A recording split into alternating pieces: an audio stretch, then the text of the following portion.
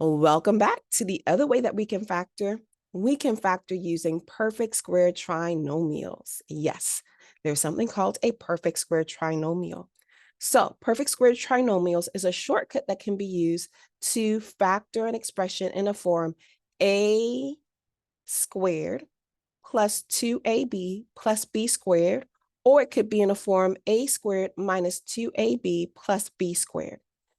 This shortcut is important, but it's not something that you necessarily have to use. I'm just showing it to you in case you like it. The difference in squares is probably more important than a perfect square trinomial shortcut. In this general case, the factored expression is if you have a squared plus 2ab plus b squared, you would say a plus b times a minus b. A plus b, not a minus b. They're both the same. Okay, so this is what's different. They're both pluses. All right, so that means the first term has to be a perfect square, the last term has to be a perfect square, and the middle term has to be 2 times the square root of your perfect squares. Okay, that's kind of complicated. I'll explain it some more. And then if there's a minus sign in between, it's the same way, except this is a minus in between them. Okay. This is a general case. Let me give you guys the steps, and then I'll give you an example that will make more sense. So here are the steps for factoring perfect square trinomials.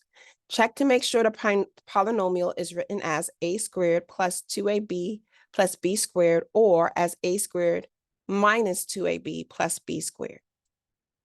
How do you do that? Well, take the square root of the first term, take the square root of the last term. Check to make sure that the middle term is written as 2ab. So meaning you're going to take the first term, whatever you get, the last term, whatever you get, you multiply it by 2. And if it equals your middle term, then you have a perfect square trinomial. Then you can rewrite the polynomial as follows. Okay, a squared plus 2ab plus b squared can be written as a plus b times a plus b. And then the second one, a squared minus 2ab plus b squared can be written as a minus b times a minus b.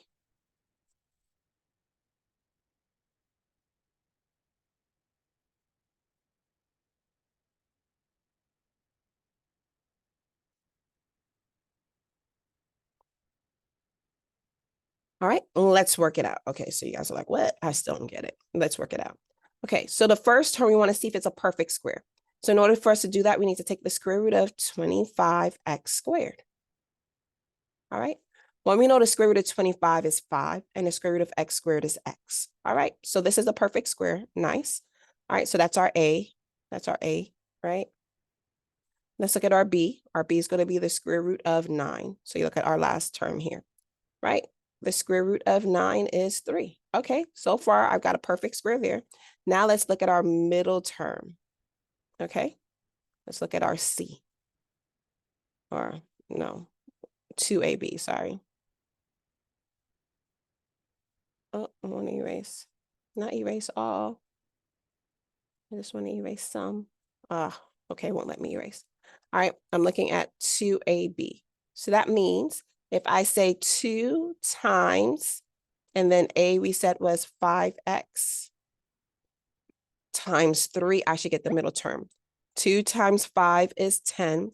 10 times 3 is 30. And then you have the x. Well, what do you know? That's the middle term. That means I can rewrite this as 5x plus 3 times 5x plus 3. Or in some cases, they might say 5x plus 3 squared. The end. That's it. All right. Let's do it again. And you can rewind this if you need to. Let me do another problem. All right, let's see A. A is our first term. We want to take the square root of it. Square root of 4y to the second power. All right, the square root of 4 we know is 2. The square root of y squared is y. All right, let's look at B. B is the last term here. Let me see. Should I color code this? I can't. Let's try. There we go. Let's look at B. We're going to take the square root of 9. The square root of 9 is 3. All right. And then we need to make sure we have a 2ab, right?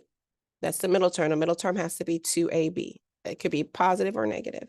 So let's go ahead and do that. That means it has to be 2 times a, I'm going to use parentheses this time instead of a dot, times a, in this case, a is 2y, times b, b in this case is 3. Okay, let's multiply together and see what we get. 2 times 2 is 4. 4 times 3 is 12. So we get 12. And then we have y. Up, yep, that's what we have for the middle term. But there's a minus here. That means we're going to use the rule for the minus. So that means I'm going to say 2, hold on. That means I'm going to say 2y minus 3 times 2y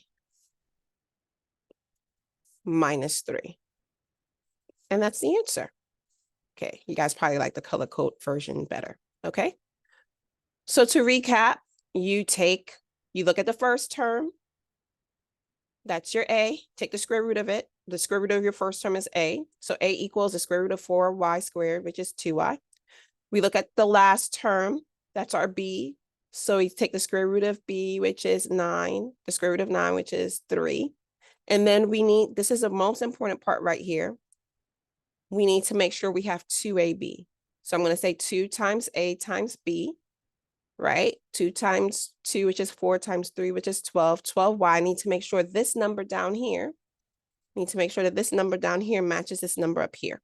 If it's minus, that means I'm going to put a minus in between. And over here, it was a plus. So that means there's a plus in between.